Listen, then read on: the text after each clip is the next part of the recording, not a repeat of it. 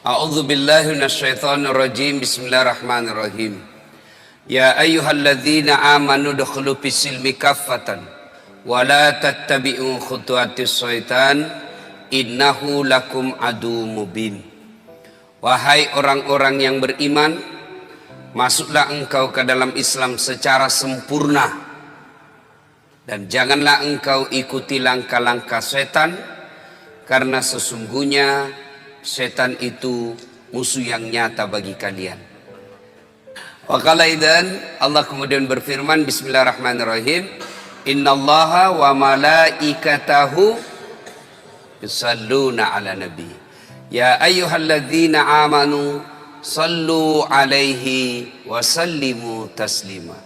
Sesungguhnya Allah dan para malaikatnya, Masya Allah, Allah dan para malaikat bersalawat kepada Rasulullah Muhammad sallallahu alaihi wasallam.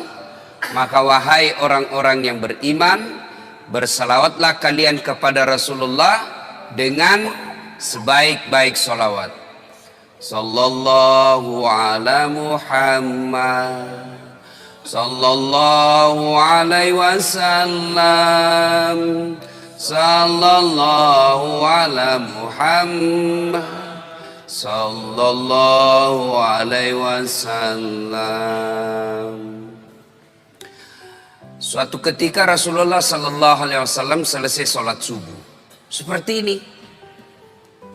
Tiba-tiba Rasulullah naik ke atas mimbar dan pidato. Saudara-saudara sekalian, bertahun-tahun sudah kita dakwah menyebarkan Islam. Siang malam, suka duka, kita lewati untuk menyiarkan agama Allah. Mungkin sepanjang perjalanan bersama kalian, ada di antara kalian yang pernah aku sakiti perasaannya. Saya mohon, sebelum akhirnya berakhir kehidupan ini, saya minta di antara kalian ada yang pernah saya sakiti, ajungkan tanganmu. Saya minta kalian membalas. Lebih baik hari ini daripada hari pembalasan kelak. Suasana hening. Hampir seluruh sahabat menangis, termasuk Abu Bakar Siddiq. Dalam keheningan itu, salah seorang sahabat bernama Uqasyah, dia angkat tangannya. Ya Rasulullah, saya pernah Anda sakiti. Kata Nabi, kapan? Saat itu perang. Anda naik onta, saya di samping Anda. Anda cambuk ontanya, saya kena. Hari ini saya ingin melakukan pembalasan. Sahabat semua jengkel. Wah, ini Nabi lagi sakit masih mau juga melakukan pembalasan. Maka berdirilah Umar bin Khattab. Uqasyah, kalau kau ingin melakukan kisah pembalasan, saya yang kau cambuk. Jangan kau sakiti Rasulullah. Kata Nabi, Umar, saya paham niat baikmu, tapi dosa nafsi-nafsi tidak boleh ditanggung. Duduk kau Umar. Duduk Umar. Maju Uqasyah, ditahan lagi oleh Abu Bakar. Wahai saudaraku, jika tanganmu ingin betul nyambuk, diriku kau cambuk, jangan baginda Rasulullah Muhammad sallallahu alaihi wasallam. Nabi bersabda, Abu Bakar, saya paham niat baikmu, tapi dosa tidak boleh diwakilkan. Duduk kau. Duduk Abu Bakar. Maju, makin maju Uqasyah dengan cambuknya. Lalu berdiri cucu beliau Hasan Husain. Wahai Uqasyah, jika tanganmu ingin mencambuk keturunan Rasulullah, jika engkau ingin mencambuk darah daging Rasulullah, maka cambuklah kami cucunya. Sama kau mencambuk dan menyakiti Rasulullah. Tolong, jangan kakek kami kau sakiti.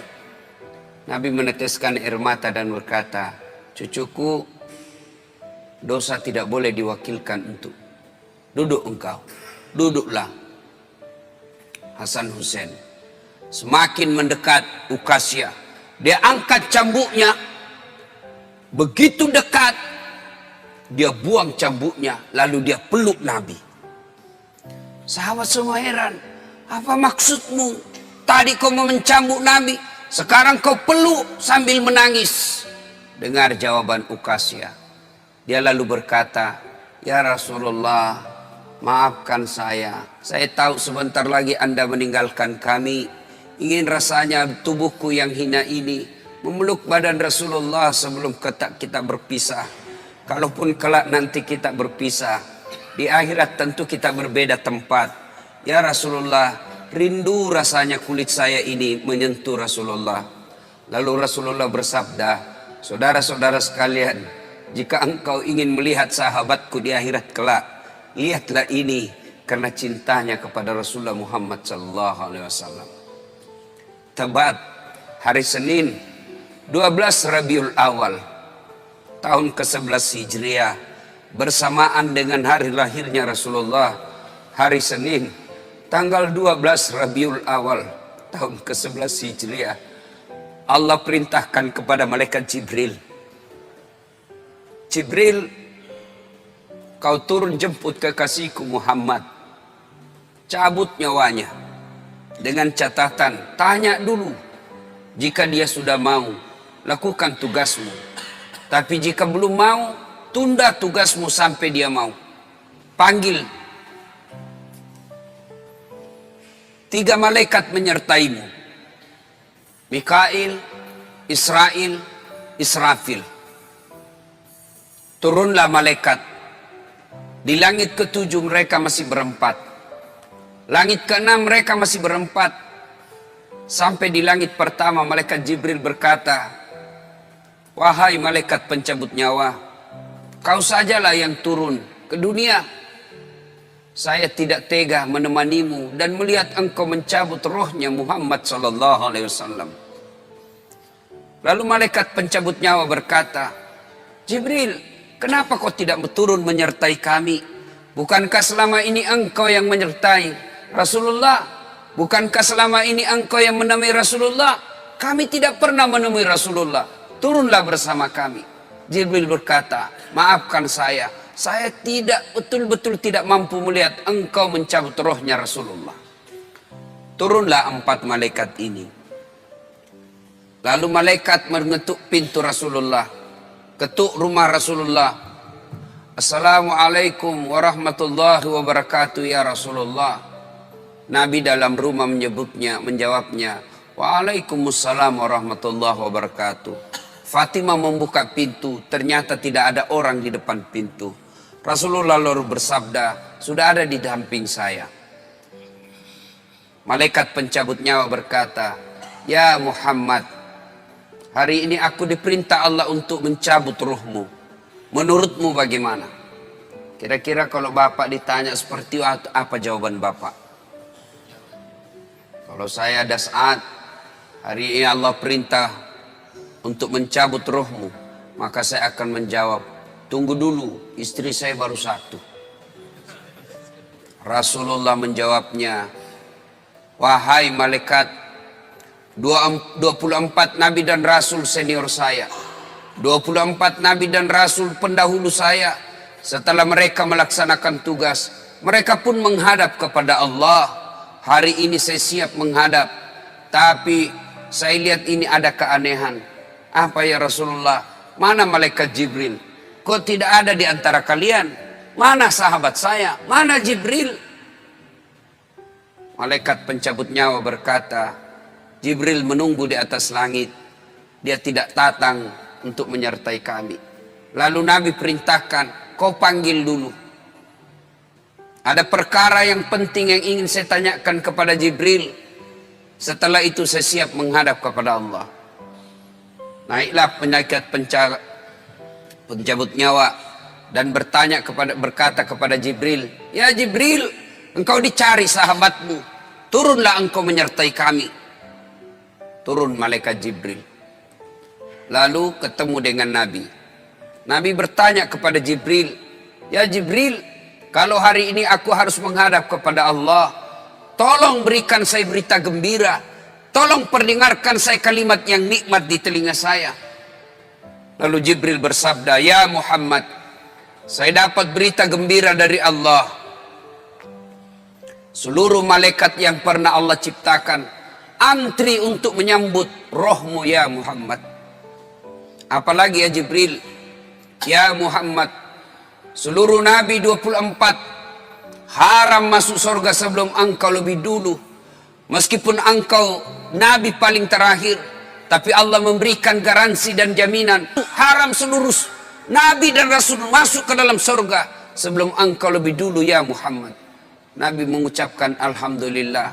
Apalagi ya Jibril, ya Muhammad, jika engkau punya dosa dan kesalahan, Allah telah mengampuni dosa dan kesalahanmu.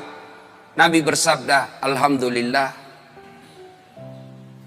Tapi ya Jibril, itu kan saya. Itu diri saya. Ya Jibril, saya tidak cemas soal diri saya. Saya tidak ragu soal diri saya. Yang saya cemaskan umatku ya Jibril. Bagaimana umatku sepeninggal aku kelak? Subhanallah. Nabi tidak mencemaskan anaknya. Nabi tidak mencemaskan istri beliau. Nabi tidak mencemaskan keluarga beliau. Yang beliau cemaskan umatku ya Jibril.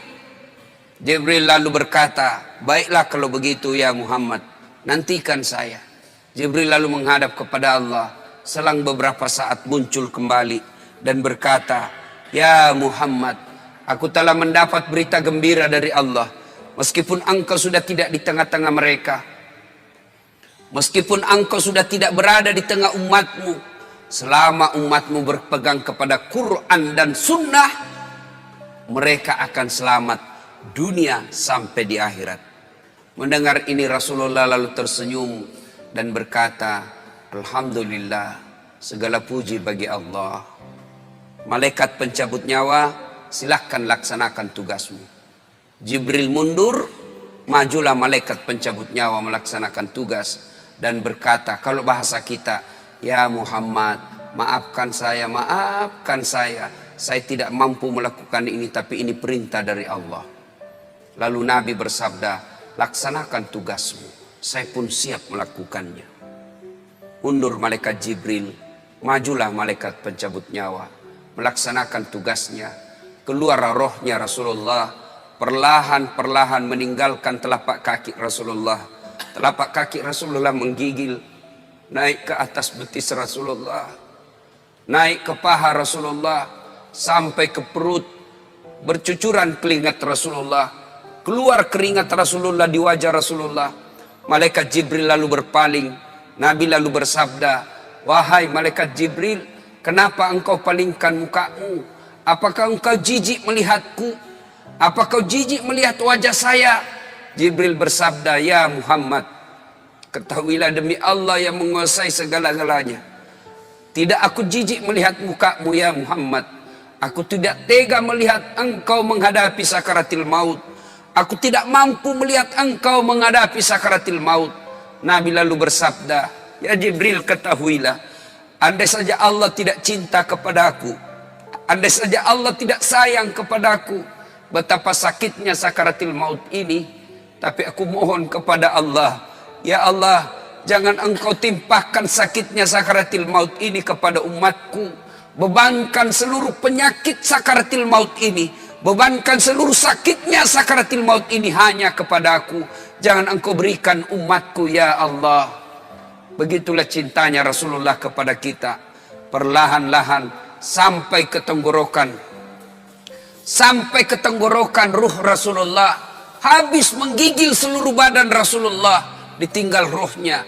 Lalu di penghujung bibir beliau mengucapkan, pelihara solat kalian.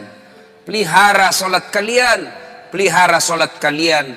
Yang kedua Rasulullah berpesan, pelihara wanita di antara kalian, pelihara anak-anak gadis kalian, pelihara istri-istri kalian. Dan yang terakhir, beliau ucapkan, tidak satu pun keluarga yang diucapkan. Beliau tidak mengucapkan Khadijah, Khadijah. Beliau tidak mengucapkan Aisyah.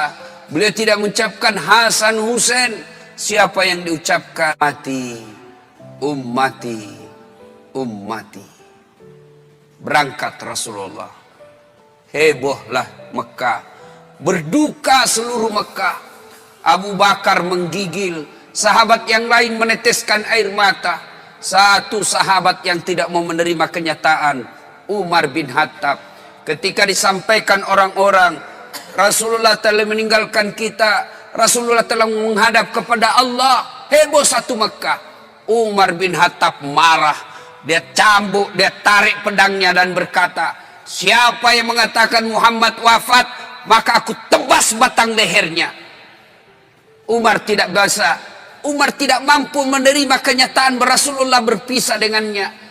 Dan Umar mengamuk, siapa yang mengatakan Muhammad mati, saya tebas batang lehermu. Tampil Abu Bakar Siddiq berdiri di depan rumah Rasulullah dan bersabda dan berkata, siapa yang menyembah Muhammad, sesungguhnya Muhammad telah menghadap kepada Tuhannya.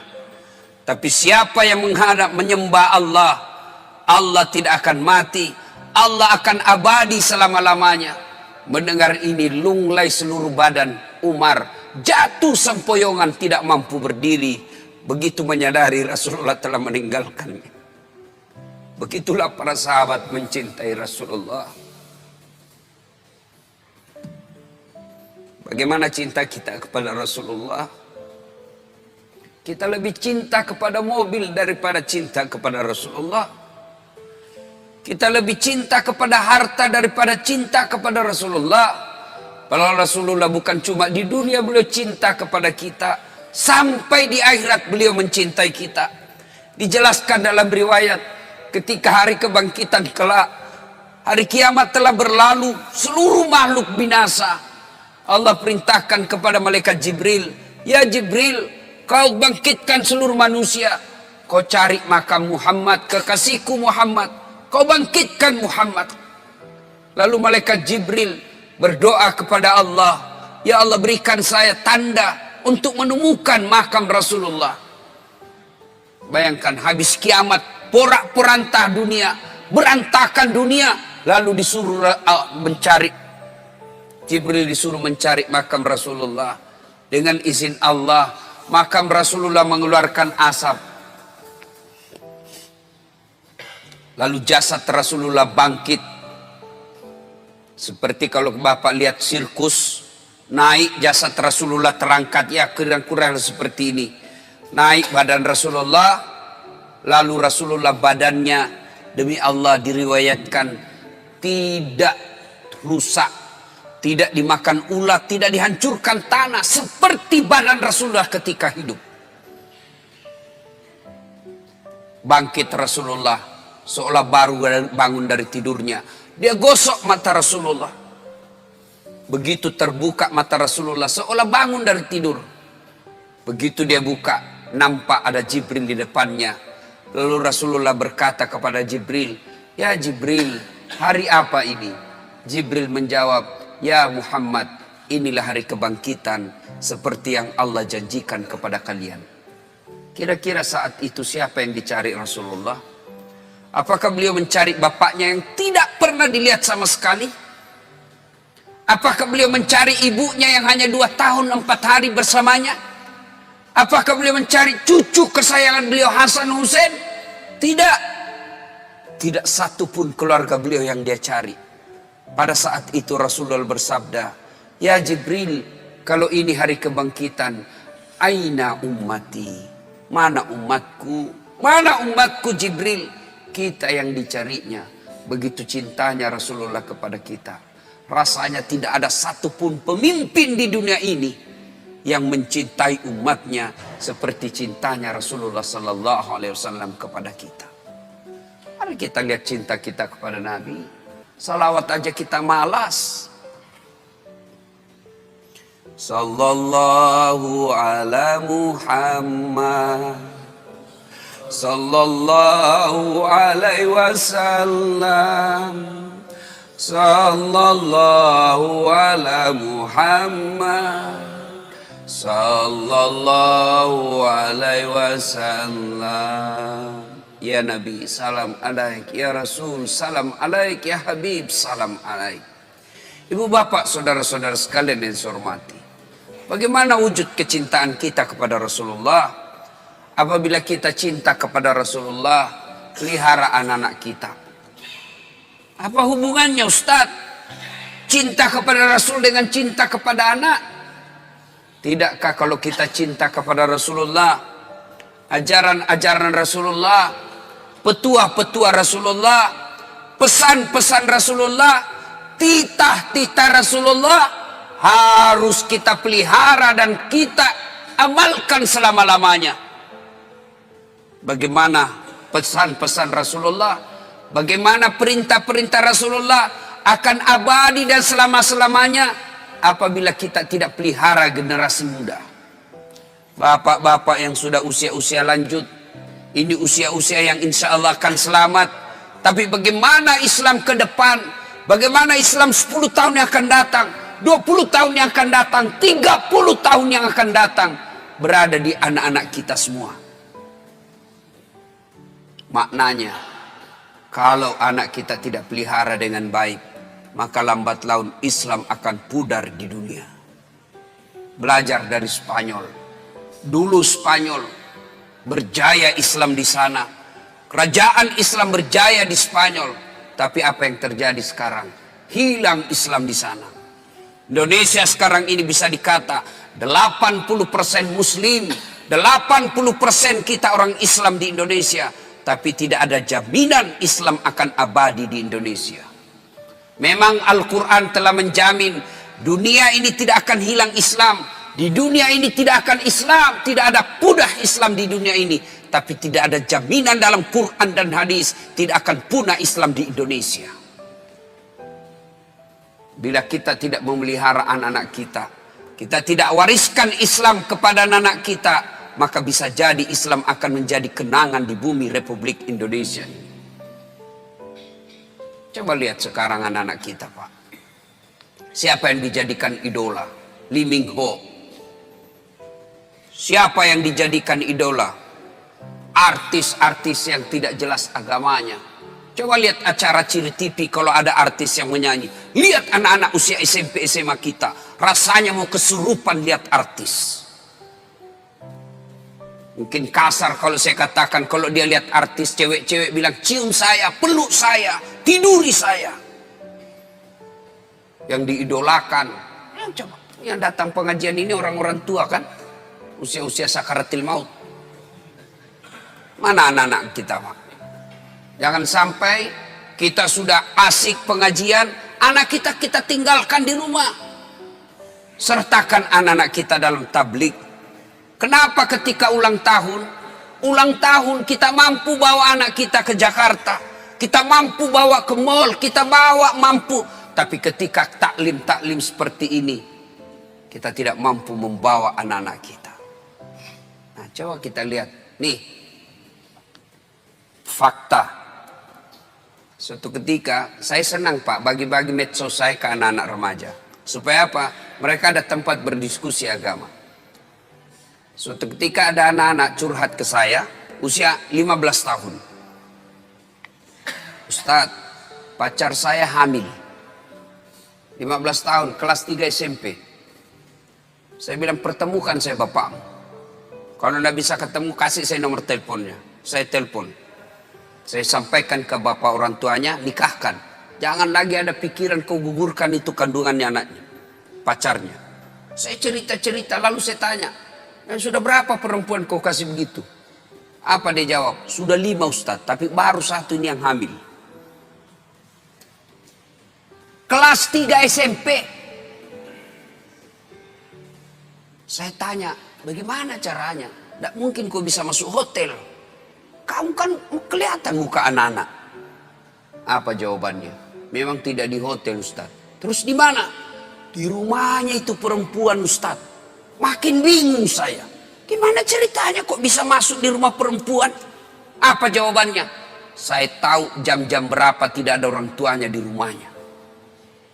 Rutinitas orang tuanya saya sudah hafal. Pada saat itu saya datang ke rumahnya. Nauzubillah min dzalik. Hati-hati Pak. Kita terlalu sibuk. Tidak punya waktu untuk anak. Padahal kita cari nafkah supaya apa? Anak. Heran kan? Orang tua cari nafkah supaya anaknya baik-baik hidupnya. Tapi sayang seribu sayang. Anaknya hanya diisi perutnya, tidak diisi imannya. Kita terlalu bingung apa yang dimakan anak kita. Padahal demi Allah, ada ndak di rumah ini mati kelaparan anaknya? Tolong tunjukkan saya, Pak. Ada di rumah sini yang mati kelaparan anaknya? Ada? Ada, Pak. Bohong Bapak kalau katakan ada. Tapi yang mati gara-gara narkoba bisa jadi ada. Mati gara-gara ngelem. Lem pox dia campur lem tikus. Jangan kau campur lem Korea, ndak bisa terbuka mulutmu itu. Ayo. Mati gara-gara balapan. Mati gara-gara narkoba. Itu banyak, Pak, yang begitu. Maknanya, jangan cemas soal perutnya anak. Yang kita cemaskan agamanya. Perut apa? Terlalu bingung. Cicak aja dijamin rezekinya oleh Allah. Cicak. Bapak tahu cicak? Tahu cicak? Apa dia makan cicak? Hah? Nyamuk. Masuk akal enggak? Di mana ketemunya? Enggak punya ke terminal. Satu di dinding, satu terbang. Di mana ketemunya? Kalau kita pesawat bisa ketemu. Di mana kita ketemu? Di terminal. Ini nyamuk enggak punya terminal. Di mana ketemunya? Tapi Allah yang ngatur rezekinya cicak. Sehingga lagu kita dulu kan, cicak-cicak di dinding, diam-diam merayap. Datang Pak. Cicak yang datang. Nyamuk yang datang. Datang seekor nyamuk. Lagu tidak mengatakan cicak lompat ke nyamuk. Wah, enggak, setengah mati cicak, kasihan. Itu lagu-lagu dulu, Pak, memang bagus. Saudara-saudara sekalian, nih, perhatikan anak kita. Nih lagi nih. Saya ini kan banyak yang curhat, Pak. Termasuk tadi malam ada lagi yang curhat anak-anak. Tapi tadi malam anak Jambi, bagus juga curhatnya. Ustadz, saya mau berhenti sekolah. Kenapa? Saya tidak tega lihat ibu saya kerja. Saya kena tipu. Bapak saya kontraktor, kena tipu, Ustadz. Saya sekolah tapi saya tidak yakin bisa dapat kerja yang baik. Nah ini baik, ini curhatnya yang begini. Masih baik curhatnya yang begini. Tapi yang curhat lagi, apa yang curhat? Bilang gini, Ustadz, saya lagi di hotel, Pak. Saya biasa kalau pergi ceramah, saya rahasiakan hotel kamar. Kenapa? Untuk istirahat. Ini tiba-tiba resepsionisnya diberitahu nomor kamar saya. Datanglah ini anak muda, usia 21 tahun. Dia ketuk pintu kamar. Assalamualaikum. Waalaikumsalam warahmatullahi wabarakatuh. Anak muda. Kenapa, Dek? Boleh curhat, Ustadz? Oh, boleh, tunggu kalau gitu kita ketemu di lobi. Ceritalah saya di lobi. Apa dia cakap? Ustadz, kira-kira diampuni enggak dosa saya? Apa dosamu, Dek? Saya pukul orang tuaku. Siapa? Bapakku saya pukul, Ustadz. Wah, besar dosamu itu. Kenapa bisa? Pemabuk bapak saya, Ustadz. Mabuk aja kerjanya siang malam. Dia pukul mama saya. Saya jengkel, saya pukul juga. Dalam hatiku, benar juga ini sedikit. Lalu ya cerita-cerita, nanti saya kaget waktu saya gali-gali masa lalunya. Dia bilang apa, Ustadz? Saya waktu kelas 3 SMP, kelas 1, kalau saya tidak salah dia bilang kelas 1 SMP. Waktu kelas 1 SMP, saya berhubungan suami istri dengan sepupu sekali saya. Kelas 1 SMP kelas berapa ya? Kelas 1 SMP umur berapa itu, Pak? 12 tahun kan? 12 tahun. Usia 12 tahun dia sudah berhubungan suami istri, berzina dengan sepupu satu kalinya, anak saudara bapaknya. Saya bilang, kau pacaran? Tidak, suka sama suka saja, Ustaz. Berapa lama kau begitu? Apa jawabannya? Sampai kelas 1 SMA. Fakta. Ini bukan sinetron. Kalau sinetron kan biasa dibuat-buat. Kisah nyata. Apalagi yang membuat miris hati saya ketika dia bilang apa? Ustadz, selesai itu karena dia menikah, saya begitu lagi dengan pamanku. Saudaranya mamanya, laki-laki. Berarti ini anak biseks. Laki oke, perempuan jadi. Selesai dengan pamannya, dia begitu lagi dengan kakaknya yang pertama kali ditiduri. Sepupu sekalinya. Auzubillah min dzalik. Ini fakta. Hati-hati Pak. Apa yang rusak anak-anak kita sekarang? Ada yang tahu jawabannya? Kira-kira apa yang rusak anak kita sekarang? Nih, handphone, smartphone. SMP, SD dikasih handphone begini, rusak anak bapak. Metode mendidik orang tua sekarang mulai hilang, jauh dari nafas Islam. Orang tua kita dulu, tidak ada sekolah, tidak ada gaji bulanan, tidak ada rumah dinas, tidak ada kendaraan dinas, tapi anaknya bisa dididik menjadi orang-orang hebat. Coba lihat orang-orang tua dulu, cara mendidik anaknya. Coba lihat, saya ingat, saya kecil, satu tempat tidur 4 kami di atas, sampai SMA. Satu tempat tidur. Tujuannya apa? Ternyata apa? Oh, menimbulkan kekerabatan, emosi di antara saudara. Apalagi ada yang menjadi spionasenya orang tua, ada jadi mata-matanya orang tua. Mak, pacaran kakakku. Kenapa kau tahu? Saya dapat suratnya di kamar. Kenapa? Ada yang jadi mata-mata. Dulu kita mau pergi main, saya paling sering itu ditolak sama teman-teman. Karena kalau saya main, mak, saya mau pergi main. Apa kata mamaku? Ya, kau pergi tapi bawa adikmu. Orang Bugis bilang Matarana. Tidak tahu saya bahasa Dumai sini apa. Kalau kita pergi main, syaratnya boleh tapi bawa adik, urus adik. Pergilah. Saya biasa ditolak sama teman. Dia bilang, tidak usah kau kasih masuk dasat. Adiknya cerewet. Lagi main, nangis lagi adiknya. Apa tujuannya Pak? Menjalin persaudaraan dan tanggung jawab sejak kecil. Kita minta duit, tidak langsung dikasih itu. Pak, saya membayar besok. Apa kata bapak kita? Sudah, kau bersihkan dulu itu nak, toilet. Pak, saya membayar besok. Kau isi bak mandi dulu. Itu dulu, orang tua dulu. Sekarang bagaimana Pak? Wow, katanya modern. Satu anak, satu kamar. Di kamarnya ada TV. Di kamarnya ada kulkas. Akhirnya apa? Pulang sekolah langsung masuk kamar. Kapan dia keluar? Mau makan. Sudah itu, masuk lagi kamarnya. Tidak pernah bertemu saudaranya. Jangan heran, begitu bapaknya meninggal, hanya perkara warisan mereka berpengadilan dan tidak punya rasa malu. Coba lihat anak-anak kita sekarang Pak. Masya Allah. Bapak kalau anak-anak mau pergi sekolah cium tangan enggak? Bapak kalau anaknya mau pergi sekolah cium tangan? Cium tangan? Enggak percaya saya Pak. Itu cium tangan, kalau saya jabat tangan sama ibu saya begini cara saya. Cium dulu telapaknya. Atasnya dulu saya cium sekali, baru telapaknya 2 kali. Itu namanya cium tangan. Anak-anak sekarang dia kasih gitu tangannya Pak. Enggak, di sliding Pak.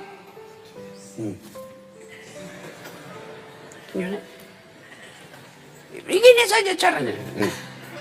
Di kepalanya di sini.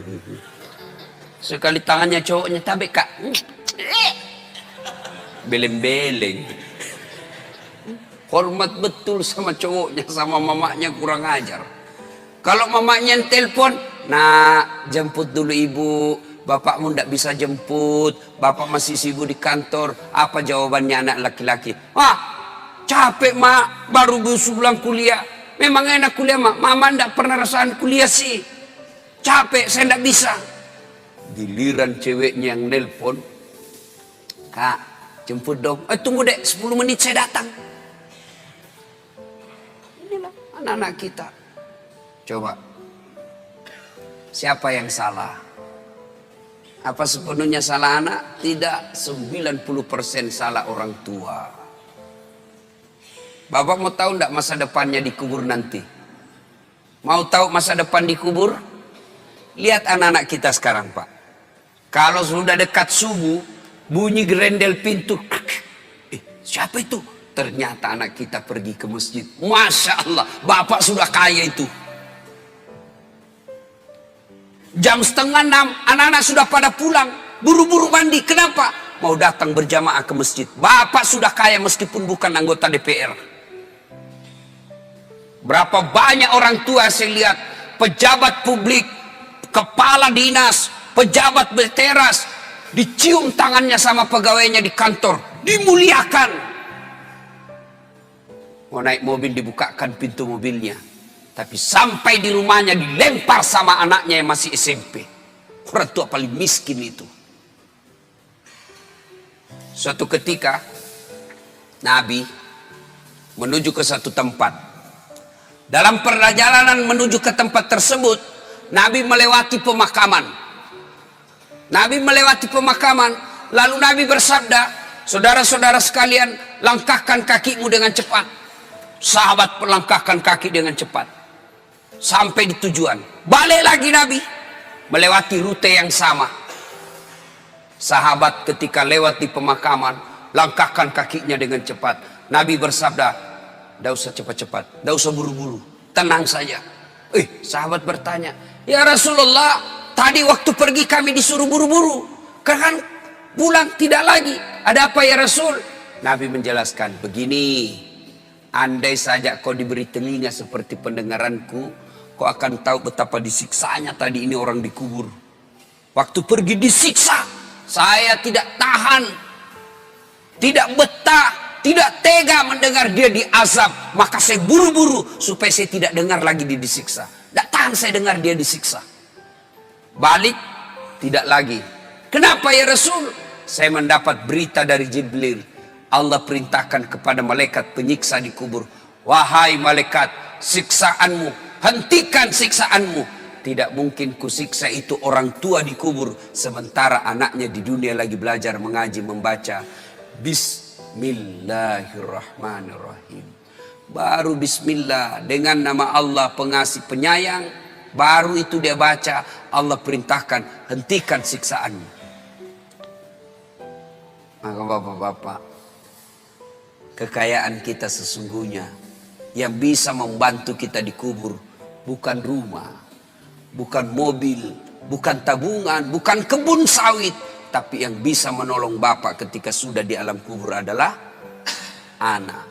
Ibu-ibu, saya tanya ibu, ibu, kalau ibu meninggal kira-kira siapa yang doakan ibu? Suami? 3 bulan dia kawin lagi. Ini fakta Pak. Saya kan selalu belajar di medsos itu. Ada kawan saya naik haji, meninggal istrinya, nangis betul, nelpon saya nangis terus, sampai bengkak matanya. Saya bilang, hebat betul ini bapak, sayang betul sama istrinya. Dan apa dia kata? Ustadz, sepeninggal istri saya, rasanya terbang separuh jiwaku. Kayak lagu. Beberapa saat kemudian saya jogging di Karebosi. Jogging, ketemu saya masa itu bapak. Saya lihat, ada cewek ditemani, lebih muda, cantik, putih, tidak pakai jilbab. Saya tanya, Pak Haji, siapa itu? Dia bilang, yang baru Ustadz. Dalam hatiku, dia lupa bengkak matanya. Lalu siapa yang bisa mendoakan dan akan mengingat kita? Tidak usah contoh lah, orang lain, saya nih Pak. Doakan saudara, jarang Pak. Nanti dia minta, dia doakan saya, baiklah, itu kalau saya ingat. Tapi yang selalu saya doakan di sujud akhir setiap sholat saya, ibu bapak saya. Jadi yang bisa menyelamatkan, nolong kita ketika dikubur, anak. Jadi kalau ibu terlalu sibuk anaknya, kursus aritmatika, kursus sampoa, kursus bahasa Jepang, tidak diajari agama, miskinlah ibu nanti di akhirat. Memang kalau anak kita nanti kan ini orang tua terlalu bangga ngajari anaknya bahasa Inggris. Hebat anak saya Ustaz. Baru 1 tahun sudah pintar bahasa Inggris. Yang kelas 2 pintar bahasa Jepang. Yang kelas 1-nya lagi di SMP, dia sudah pandai bahasa Korea. Memangnya nanti kalau dia berdoa pakai bahasa Korea? Oh my God. Please help me my mother. Enggak lah, tetap pakai bahasa Indonesia. Maka ibu bapak saudara-saudara sekalian, nah bagaimana cara didik anak? Bapak boleh baca psikologi pendidikan, silahkan baca riset-riset majalah, silahkan. Tapi sesat dan menyesatkan ketika bapak meninggalkan Quran dalam mendidik anak. Dalam Al-Quran ada seorang manusia yang diabadikan namanya. Nah siapa? Adik-adik nih, siapa yang jawab saya kasih. Yang adik-adik bukan bapak-bapak. Adik-adik, siapa yang diabadikan namanya dalam Quran karena hebat dalam mendidik anaknya. Dia bukan nabi, bukan rasul, tapi diabadikan namanya menjadi nama surah. Siapa? Siapa namanya? Ayo, saya kasih hadiah. Sini. Nah, berdiri sini. Saya kasih hadiah. Sebelum dijawab pertanyaan itu ada passwordnya. Nah, passwordnya adalah siapa namanya neneknya Ustadz Dasad.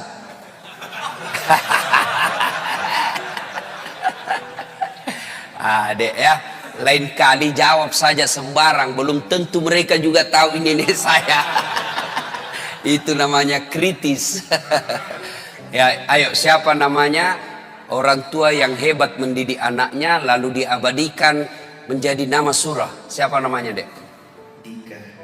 Oh, nama Dika dia, tapi nama yang saya maksud ya, orang tua yang diabadikan namanya dalam Quran, siapa namanya? Tepatnya Luqmanul Hakim. Sudah ada benarnya, ada apa dia? Oke. Salam tangan dulu, bos. Ya.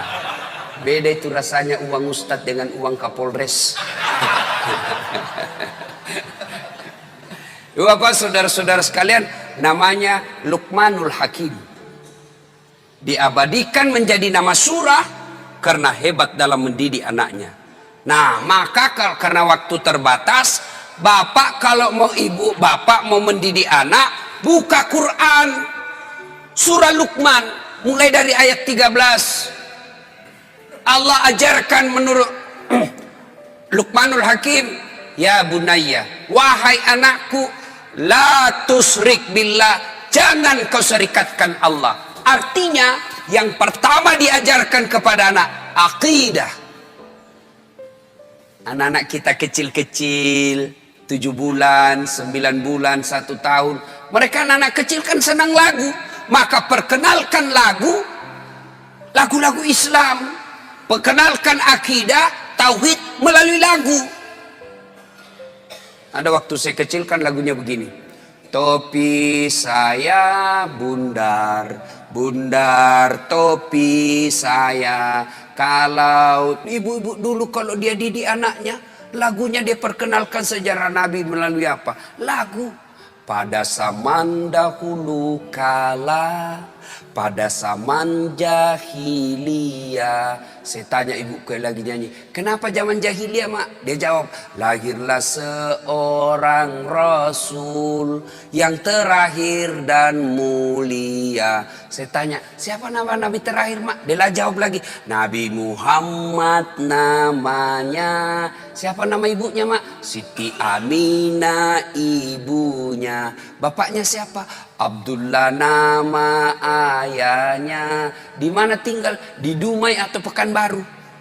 Madinah tempat tinggalnya. Terus selanjutnya, mak, dia lanjut lagi lagunya. Setelah dewasa diangkat menjadi rasul. Siapa yang angkat? Ketua RT atau Pak Desa? Oleh Allah yang kuasa. Allah itu siapa, mak? Pencipta alam semesta. Akidah masuk. Itu lagu dulu. Kalau datang suaminya, dia hibur. Marah suaminya, dia nyanyi juga. Ibu-ibu dulu nyanyi tapi sopan lagunya. Marah-marah suaminya, pak, nyanyilah dia. Insaflah wahai manusia, bila dirimu bernoda. Marah lagi suaminya, dia goyang kepalanya. Joget juga tapi kepalanya aja goyang dengan tangan jari-jarinya.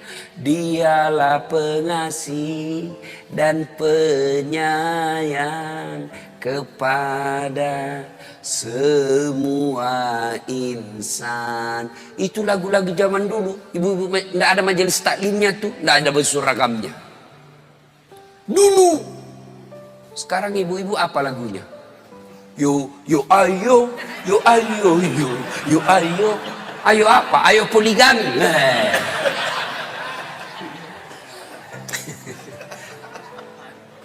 Baca surah Luqman, Pak. Nah, didik melalui surah Luqman. Yang kedua diajarkan dalam surah Luqman, ajari anakmu berjalan di muka bumi ini jangan rasa sombong. Itu diajari dari kecil. Kita bersaudara bisa jadi satu rahim, satu jalan keluar, tapi rezeki berbeda, akhirnya anak pun kita berbeda. Bapak kaya, saudaranya bapak yang tua juga kaya, yang bungsu miskin, mereka bersepupu sekali anak-anak kita, mereka berbeda status ekonomi. Jangan biasakan anak kita sombong di depan sepupunya. Kan banyak ini Pak, bapaknya yang kaya, anaknya kurang ajar. Pembantunya kasar, sopirnya kurang ajar dia. Oh, itu sampaikan. Saya bosnya ini sopir, bukan kamu. Saya ini bosnya ini pembantu, bukan kamu. Jangan kau kurang ajar sama pembantu. Itu ajarin begitu. Bapaknya yang Kapolres, anaknya jadi Kapolda. Semua pegawainya bapaknya dia perintah. Enggak boleh itu. Ajarkan kepada anak kita sopan santun. Jangan dia muka sombong di muka bumi ini. Dan seterusnya dan seterusnya. Banyak, baca surah Luqman. Dan yang paling terakhir, jangan lupa doakan. Apa doanya anak soleh? Allah ajarkan sebuah doa kepada Ibrahim alaihissalam yang ada dibadikan dalam Quran. Rabbi habli minas salihin. Ya Allah, berikan hamba anak yang soleh. Amalkan itu. Ibu-ibu lagi suap anaknya atau cucunya, suap sambil doa. Rabbi hablim, mama. Rabbi srah, Rabbi hablim minas salihin. Lagi di mandi anaknya disampo. Usap. Rabbi hablim minas salihin. Mau tidur anak kita, usap-usap kepalanya. Rabbi hablim minas salihin. Mau pergi sekolah, dekap dia. Rabbi hablim minas salihin. Anak kita bertanya, apa itu bunda? Saya doakan Nanda supaya anak jadi anak yang soleh. Sampai di sekolah mau bolos anaknya. Enggak deh, saya enggak bolos. Tadi bunda saya mendoakan saya jadi anak yang soleh. Coba diamalkan itu. Ada kemanakan saya Pak, sudah mau maghrib masih main bola. Saya panggil, Fatur, sudah Mina, ayo berjamaah ke masjid. Sedikit lagi Om. Oke, dia main futsal. Saya tunggui.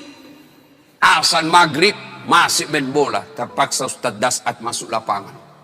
Saya bisik telinganya. Rabbi habli minas salihin. Langsung menangis. Heran semua orang lihat. Hebatnya Pak Ustadz. Dia bisik saya kemanakannya menangis. Dia tidak tahu telinganya saya bisik.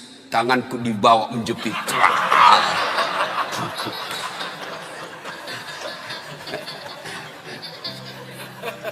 Artinya kalau anak salah kasih hukuman. Anak melanggar jangan tidak dihukum. Supaya dia sadar bahwa kalau kau melanggar pasti ada sanksi dan hukuman buat kamu. Tapi jangan lupa hidayah dan petunjuk datang dari Allah Subhanahu wa taala. Ibu bapak saudara-saudara sekalian, inilah tausiah kita pada taklim kita kali ini. Mudah-mudahan ada manfaat. Terima kasih kepada Bapak Andi Abdul Latif yang telah memfasilitasi sehingga saya bisa sampai di tempat ini. 2 hari saya berada di tempat ini, subhanallah, alhamdulillah.